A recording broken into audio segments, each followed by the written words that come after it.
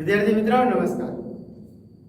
Shri Asian विद्यालय द्वारा संचालित ई-लर्निंग प्रोग्राम में हूँ आप सब विद्यार्थी मित्रों हार्दिक स्वागत करूँ छूं।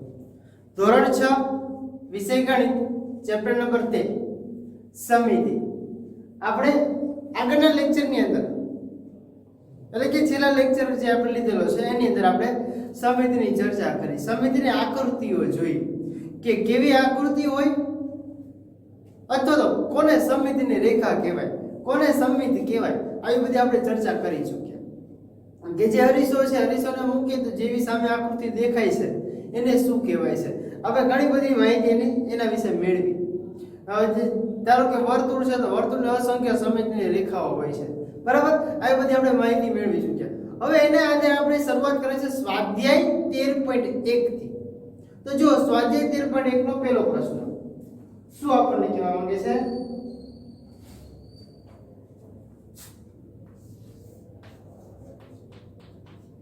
સ્વાધ્યાય 13.1 એનો પહેલો પ્રશ્ન કેવો છે? તમારા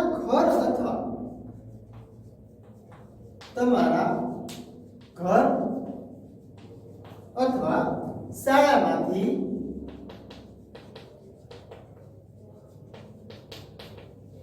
કોઈ પણ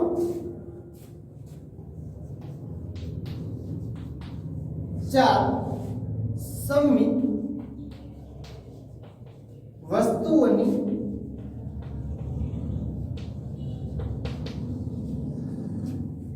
યાદી બનાવો।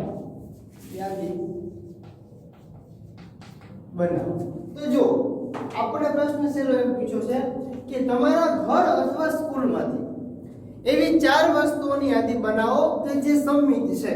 સમિત એટલે કે તમે એને વચમાંથી જે અરીસો મૂકો છો, અરીસો એટલે તમે જે સમિત રેખા દોરો છો, તો જે તમે સમિત રેખા દોરો છો તમને બે બાજુ સરખું દેખાય છે, બેના સરખા ભાગ પડે છે, બરાબર। એક બાજુ જેવો ભાગ છે એવો બીજી બાજુ ભાગ પડે છે। ધારો કે પહેલી વાત કરું, આપણું બોર્ડ છે, બ્લેક બોર્ડ, બરાબર। સાદી ભાષામાં કાળું પાટી ગુજરાતીમાં, બરાબર। બ્લેક બોર્ડ જે છે હવે એમાં તમે વચ્ચે અહીંથી કાતર એક મૂકો છો એટલે મીન્સ કે તમે સમિતિની રેખા દોરો છો તો આ બાજુ જેટલું દેખાય છે એટલું જ આ બાજુ દેખાય આપણને, બરાબર। હવે જેમ કે તમે કાતરનો ઉપયોગ કરો છો, બરાબર, કે કાપડ કાપવા માટે તમે વાપરો છો તો એમાં કાતરમાં જો તમે વચ્ચોવચથી તમે એક જે સમિતિની રેખા દર્શાવો તો બંને બાજુ સરખા ભાગ દેખાય છે આપણને। પછી ધારો કે ટેબલ છે, તમારું કોમ્પ્યુટરનું ટેબલ છે, તો ટેબલની સપાટી જે છે તમે જે ટેકો રાખો છો તે તો એ જુઓ તો કેવી છે, એકદમ સપાટ છે, બરાબર। એના વચ્ચે તમે સમિતિની રેખા દર્શાવો તો બંને બાજુ સરખું દેખાય।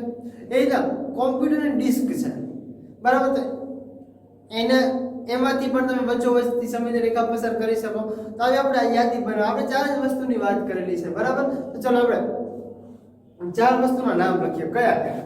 તો પહેલા તો આપણે જોઈએ સીઝર્સ એટલે કે કાતર।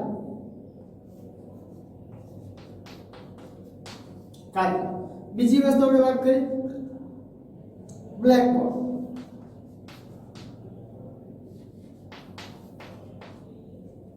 ત્રીજું ટેબલની સપાટી,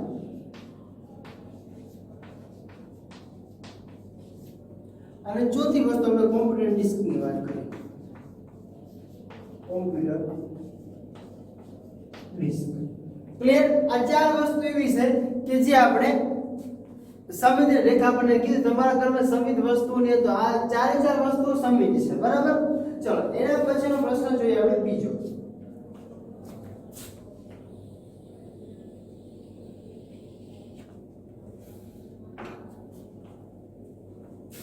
બીજો પ્રશ્ન એવો કંઈક છે, નીચેની આકૃતિમાં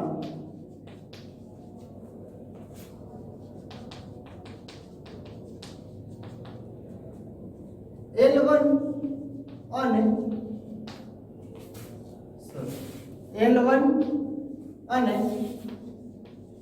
L2 માંથી કઈ રેખા અરીસાની રેખા છે? અરીસાની રેખા છે, આવો પ્રશ્ન પૂછ્યો છે। આપણને આકૃતિ વિદ્યાર્થી આપેલી છે, તમારે સ્કેલના ઉપયોગથી દોરવાની છે, હો। એમના આપણે કોઈ દોરવાની નથી. અને તમને બે રેખા એક દર્શાવે છે વિદ્યાર્થી મિત્રો. તૂટક રેખા છે, અહીંયા તમને નામ આપેલું છે L1 અને બીજી ઊભી રેખા છે,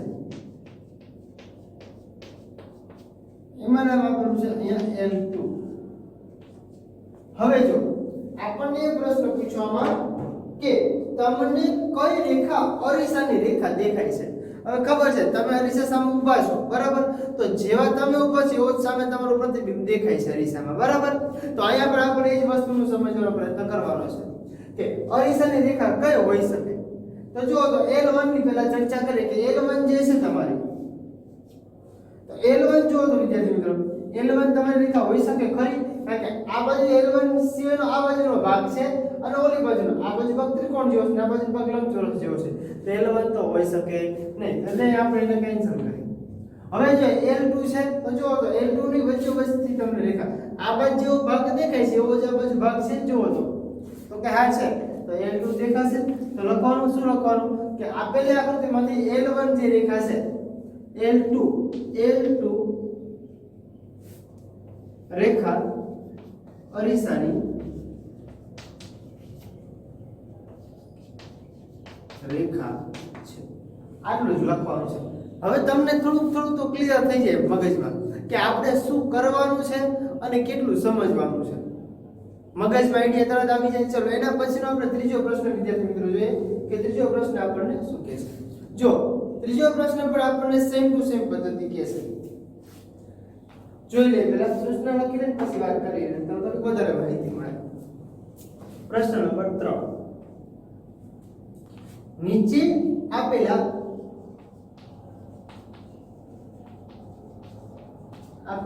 આકારો ઓળખો. આ આકારો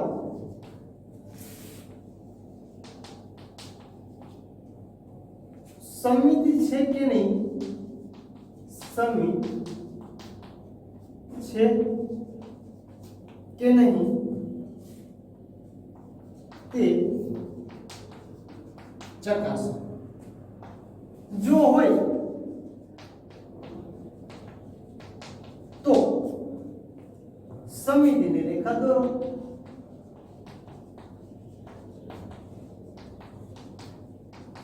હવે જો અહીંયા છે ને વિદ્યાર્થી મિત્રો, હું તમને ડાયરેક્ટ જવાબ લખું છું કારણ કે બધી આકૃતિ દોરવા રહીશ તો થોડીક વાર લાગશે અને પાછું તમારી પાસે દરેક પાસે આકૃતિ તો છે જ, બરાબર? એટલે કોઈ આકૃતિ દોરતો જ્યાં દોરવા જેવી છે પાછું દોરીને સમજાવી દઈશ. એમાં તમને પેલું વિદ્યાર્થી મિત્રો લોક આપેલું છે એ. તો જો એ આપણને શું કહે છે, તો એમાં આપણને લોક આપે તો લોક છે, તો લોકમાં તમે આડી રેખા દોરો તો સમમિતિની રેખા થાય ખરી? સમમિતિ થાય આકૃતિ? ના, ન થાય. શું કામ? કે એક બાજુ લોકનો ભાગ આવે છે જે આપણે બંધ કરીએ છીએ, એક બાજુ એમનો લોકનો ભાગ આવે છે, બરાબર? તો એ સમમિતિની રેખા થાય. પણ ઊભી રેખા દોરો તો સમમિતિની રેખા થાય ખરી લોકમાં? તો કે હા. આપણે જો તમને આયતા એક લોક આપેલો છે, ધારો કે સાદું લોક દોરી લઈએ છીએ આપણે. આયતા લોક આપે છે, આમ દોરો તો રેખા થાય નહીં, તમે આમ દોરો તો રેખા થાય ખરી? હા થાય ને. તો એમાં આપણે જવાબ ડાયરેક્ટ લખીશું. શું જવાબ આવશે એમાં? સીધો જવાબ આપણે લખીએ કે શું લખવાનું છે સીધું કે સમમિત આપેલ આકૃતિ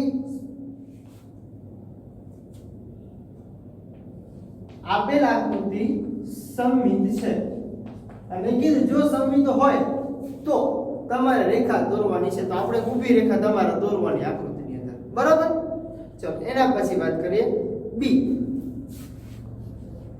બી તમને ગ્લાસ આપેલો છે. મેં તમને પહેલા જ લેક્ચરની અંદર ઉદાહરણ આપેલું ગ્લાસનું કે ગ્લાસ દોરો છો, પછી કપ ઉદાહરણ આપેલું જગ કરીને, બરાબર? તેમાં તમને મેં દર્શાવેલું ઊભી રેખા કરીને ગ્લાસ જેવો આકાર જે આપણે એક દોરેલો એમાં તમને ઊભી રેખા કરીને દર્શાવ્યું. ગ્લાસ છે તો ગ્લાસમાં પણ સમમિત રેખા થાય ખરી? તો કે હા, ઊભી રેખા દોરો તો થાય. તો આ ભાષામાં લખી શકીએ કે આપેલ આકૃતિ સમમિત છે. એના પછી સી આકૃતિ શું?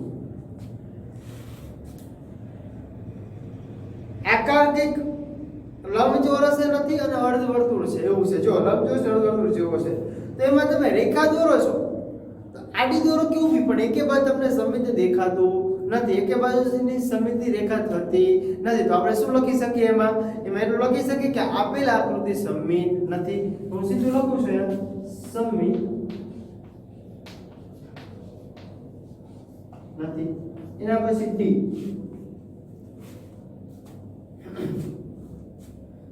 એક ટેલિફોન તમને આપેલો છે. જો પેલા જમાનામાં જે આવતું તો આપણે એક એક આંકડો આમ ફેરવવાનો ને જે નંબર ડાયલ કરવાનો એને એવું આપેલું છે. જો તેમાં જુઓ તો તમે આડી સમિતિ રેખા દોરો તો આકૃતિ સમમિત બને નહીં. શું કામ કે બંને બાજુના ભાગ અલગ અલગ થઈ જાય છે.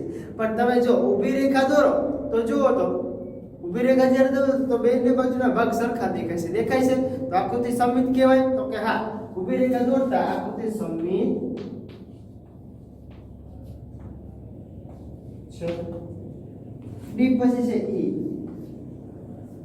તમને ડી આકારનું આપેલું છે. જો તો એમાં તમે ઊભી રેખા દોરશો તો આકૃતિ સમમિત થશે નહીં. શું કામ કે એક બાજુ ગોળાકાર ભાગ આવે છે ને એક બાજુ રેખાખંડ વાળો ભાગ આવે છે, એટલે બંને બાજુના ભાગ સરખા થાય નહીં. પરંતુ તમે વચમાંથી જો રેખા દોરશો તો સમમિત બનશે. તો કે હા, કારણ કે બંને બાજુ સરખા ભાગ દેખાય છે. તો લખવાનું કે સમમિત. હવે તમારે ધ્યાન રાખવાનું છે, તમે જ્યારે લખો છો ત્યારે જવાબ તો લખવાનો છે, પણ સાથે સાથે આકૃતિ જે બી આપણે એવી દોરી રેખા આપણે દર્શાવવાની છે. બરાબર? એના પછી વાત કરીએ એફ. એફ માં આપણને શું કહે છે જુઓ તો એમાં તમને પંચકોણ આપેલું છે. તો પંચકોણમાં આપણે પહેલા જ લેક્ચરમાં સમજાવ્યું 5 સમમિતિની રેખા હોય. પાંચેય ખૂણામાંથી સામેની બાજુએ પસાર કરો એટલે આપણને બધી બાજુના સરખા ભાગ દેખાય. બરાબર? તો હવે જુઓ તો આમાં ઊભી દોરો કે આડી દોરો તો બધી બાજુની સમમિતિની રેખા દેખાય છે. તો કે હા, મળે છે સમમિતિની રેખા. તો શું લખવાનું? આકૃતિ સમમિત છે. આટલે આપણને ક્લિયર માહિતી ખબર પડી ગઈ. હવે જોઈએ પ્રશ્ન નંબર 4. જો પ્રશ્ન નંબર 4 એવો કંઈક છે, એમાં ટૂંકમાં તમને સમજાવ, તમને આવડે એવું છે, ચિત્રવાળો છે. ચિત્રવાળો તમને બધા સારું વાંચવું આવે છે. ચિત્ર દોરવું કોને ન ગમે? બરાબર? તો ચલો આપણે એની ખાલી વાત કરીએ.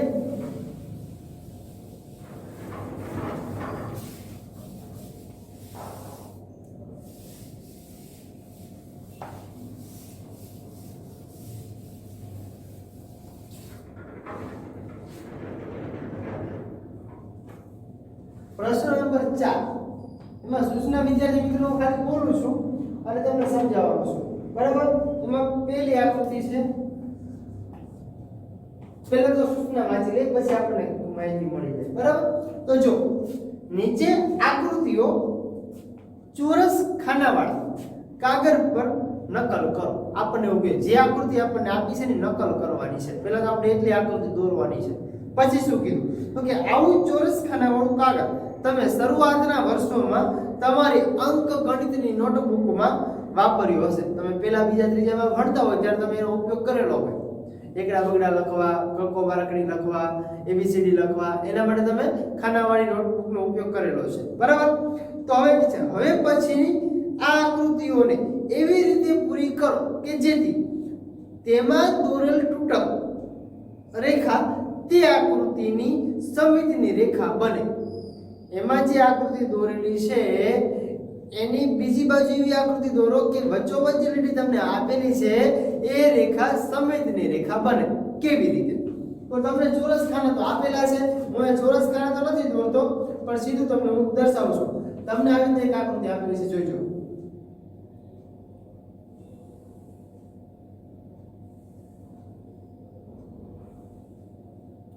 તમને આજુબાજુ ચોરસ ખાના વિદ્યાર્થી મિત્રો આપેલા છે. બરાબર? અને આપણને એમ કીધું કે તમારે રેખા એવી રીતે દોરવાની છે કે આ જે રેખા આપેલી છે ને સમમિતિની રેખા બને. શું બને? સમમિતિની રેખા બને. એવી રીતે આકૃતિ તમારે નકલ કરવાની છે. તો જુઓ તો આપણે અહીંયા સમમિતિની રેખા દોરી તો એનો મતલબ શું? તો કે આ બાજુ જેવી આકૃતિ છે એવી આ બાજુ આકૃતિ દેખાય. તો કે હા, અહીંથી જે રીતે આકૃતિ છે એ રીતે આ બાજુ આકૃતિ થાય ખરી. તો જુઓ તો હું અહીંથી આ રીતે દોરી શકું.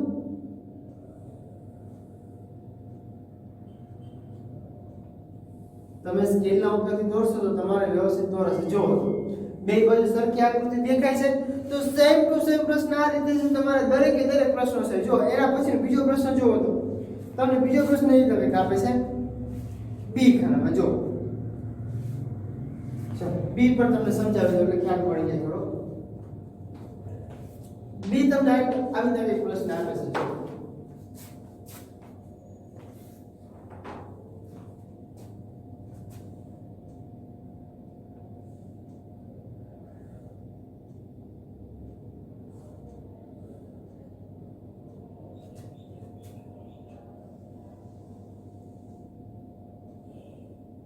આવી રીતે તમને વિદ્યાર્થી મિત્રો આકૃતિ આપેલી છે બરાબર તો આપણને એવું કીધું કે જે તમને આપેલી છે એ તમારે સમજીને રેખા બનવી પડે તો જો તો હું અહીંયા સમજીને રેખા વિદ્યાર્થી મિત્રો દોરીશ તો જ મને સામાન્ય આકૃતિના જેવી દેખાશે પણ તમને ચોરસ ખાનાવાળો કાગળ જ્યારે આપેલો હોય ત્યારે તમને આકૃતિ દોરવામાં સાવ સરળ પડશે બરાબર તો આપણને માહિતી ખબર પડી જાય કે આપણે કેવી રીતે દોરવાની છે તો જુઓ તો અહીંયા જે રીતે ભાગ છે એ રીતે આટલી બાજુ થશે એક ખાનું છે તો એક ખાનું થશે એક ખાનું પાછું આડું છે તો એક ખાનું આડું થશે પછી પાછું ઊભો ભાગ આવે છે પછી પાછો આડો ભાગ આવે છે પછી પાછો ઊભો ભાગ આવે છે પછી આ જે એરાવાળો ભાગ છે એમાં આવે છે આના જેવી આકૃતિ અહીંયા દેખાય છે આપણને તો સેમ ટુ સેમ પ્રશ્ન થયો બરાબર હવે જો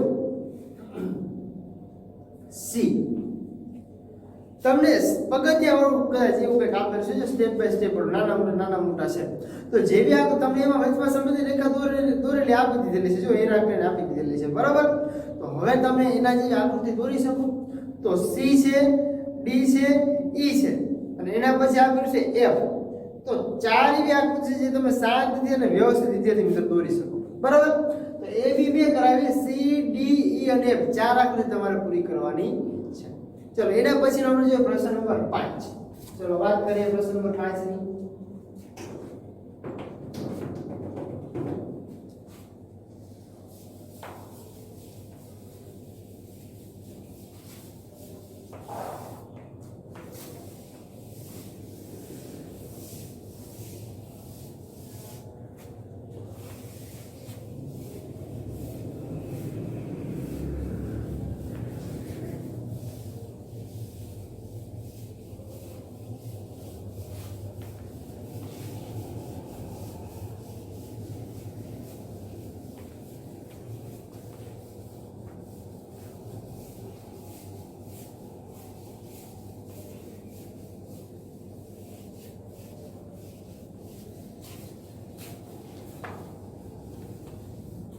चलो प्रश्न नंबर 5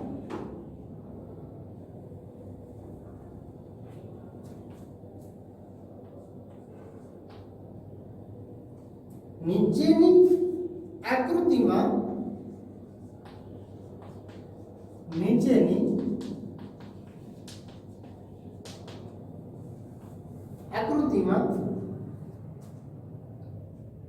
રેખાએલ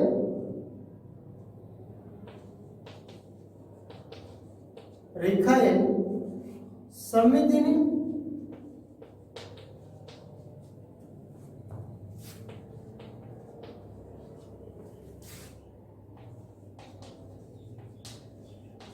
રેખા છે આકૃતિ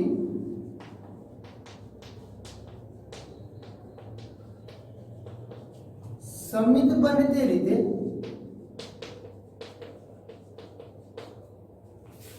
પૂરી કરો જો પ્રશ્ન નંબર 4 જે તમે પૂરો કર્યો એના જેવો જ સેમ ટુ સેમ પ્રશ્ન છે પણ થોડુંક આડકતરી રીતે આપણને પૂછેલું છે આપણે જોઈ લઈએ કેવી રીતે આપણને પૂછે છે ચલો તમને વિદ્યાર્થી મિત્રો આકૃતિ કઈ આવી રીતે આપેલી છે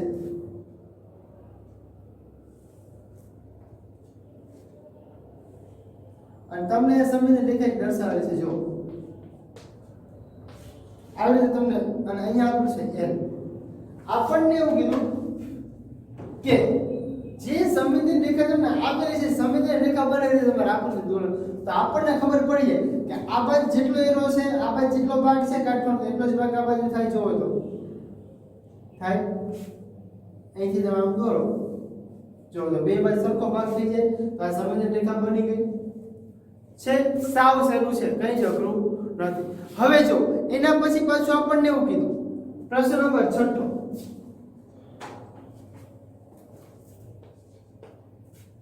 છઠ્ઠો પ્રશ્ન જેવો જ છે, નીચેની આકૃતિમાં એલ સમમિતિની રેખા છે, ત્રિકોણ દોરો અને આકૃતિ એવી રીતે પૂરી કરો કે જેથી તે સમમિત બને. હું સૂચના નથી લખતો, ડાયરેક્ટ આકૃતિ દોરું છું, તમને થોડી વધારે માહિતી ખ્યાલ પડી જશે. તમને એક આકૃતિ આવી રીતે આપેલી છે, જો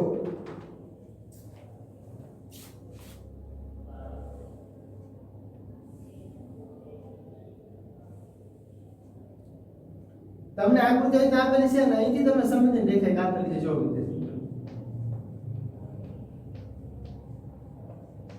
આવી રીતે સમમિતિની રેખા તમને આપેલી છે, બરાબર. તો તમારે આકૃતિને એવી રીતે પૂરી કરવાની છે કે જે તમને સમમિત બનાવે, બરાબર. તો જો પહેલા આટલો ભાગ આપણે દોરી લે, આટલો ભાગ કયા છે, અહીંથી આટલો ભાગ તો થવાનો જ છે, આટલો ભાગ થઈ ગયો. પણ હજી આના પછીનો આગળનો ભાગ દેખાશે ખરો? ઓકે, હા. તો અહીંથી લઈને આપણે પાછો આ ભાગ અહીંથી આમ દોરવો પડશે. આપણે થોડું વ્યવસ્થિત દોરશું સ્કેલથી, બરાબર. એટલે તમારે સ્કેલના ઉપયોગથી દોરવાનું છે, એટલા માટે જો તો આવી રીતે આકૃતિ થાય તો જ બે બાજુ સરખી દેખાય ને, બરાબર. Thank you, clear. ચલો, આ તો પ્રશ્ન નંબર 6 સુધી.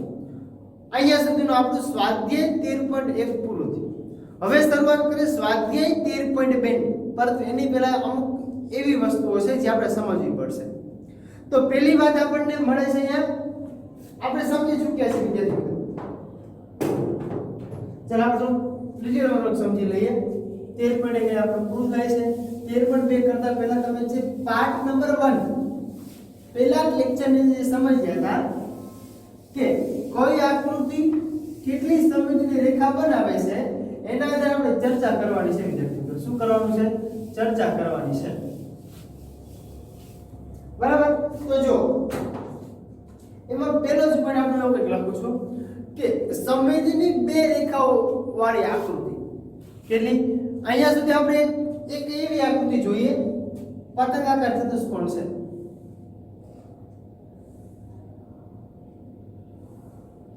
આ પતંગાકાર ચતુષ્કોણ, તેમાં તમને બે રીતે આવી રીતે આપેલું હોય, કામ હોય અને કામ. તમારે સમમિતિની રેખા જો બનાવી છે તો તમે કઈ રેખા બનાવશો? તો આપણને ખબર છે આ એક જ રેખા બને, સમમિતિની રેખા બને, આના છે બીજી રેખા બને નહીં.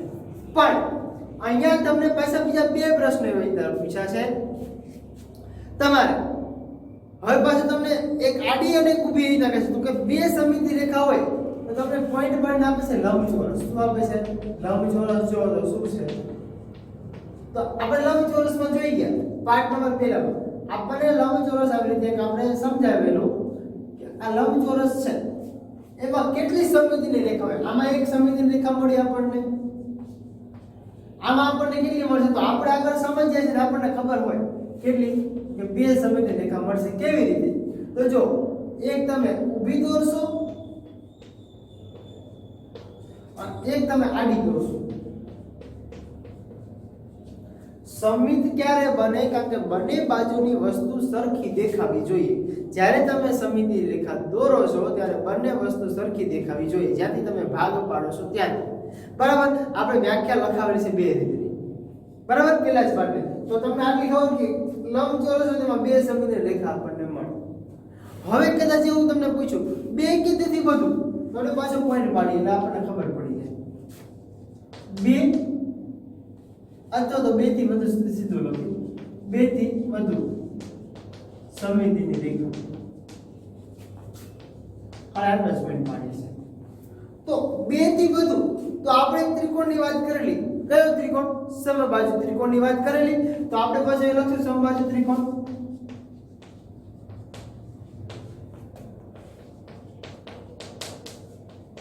સમબાજુ ત્રિકોણ છે તો જો સમબાજુ ત્રિકોણમાં ત્રણ બાજુ આપણી સરખી હોય.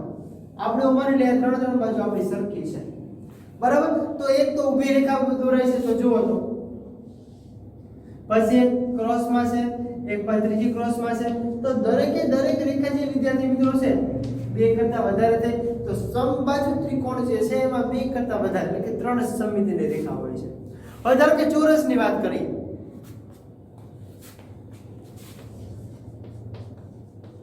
ચોરસ છે તો ચોરસમાં કેટલી સમમિતિની રેખા હોય? તો કે ચોરસમાં ચાર સમમિતિની રેખા હોય.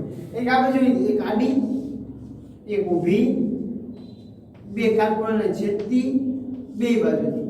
એટલે એક, આ બે 3 અને 4 રેખા થાય આપણી માટે છે એટલે કે 2 કરતા વધારે અહીંયા 3 થઈ આ 1 આ 2 અને 3 અહીંયા 1 જ થઈ અહીંયા 2 થાય 1 અને 2 જો પેલામાં 1 મળી સમમિતિની 2 રેખાઓ વાળી આકૃતિ 2 રેખાઓ તો ખરી પણ કઈ એક રેખા વાળી છે આ 2 રેખાઓ વાળી આકૃતિ 3 આ 4 પણ હજી એના કરતા 5 6 8 આપણે આગળ સમજી ગયા છીએ એવી આકૃતિ જોઈ ગયા છીએ બરાબર તો એના જ આધારે આપણે કહો કે પંચકોણ હોય તો 5 હોય ષટકોણ હોય તો 6 હોય અષ્ટકોણ હોય તો 8 હોય પણ વર્તુળ હોય તો આપણને ખબર છે કે વર્તુળ હોય વિદ્યાર્થી મિત્રો તો અસંખ્ય રેખાઓ હોય આવું આપણને ખબર છે બરાબર અહીંયા આપણને આટલી માહિતી તો મળી ગઈ આપણે જે જોવાનું સ્વાધ્યાય 13.1 પૂરું કર્યું અને સ્વાધ્યાય 13.2 શરૂ કરતા પહેલાનું થોડુંક સમજૂતી મેળવી હવે સ્વાધ્યાય 13.2 આપણે આગળ શરૂઆત કરશું થેન્ક યુ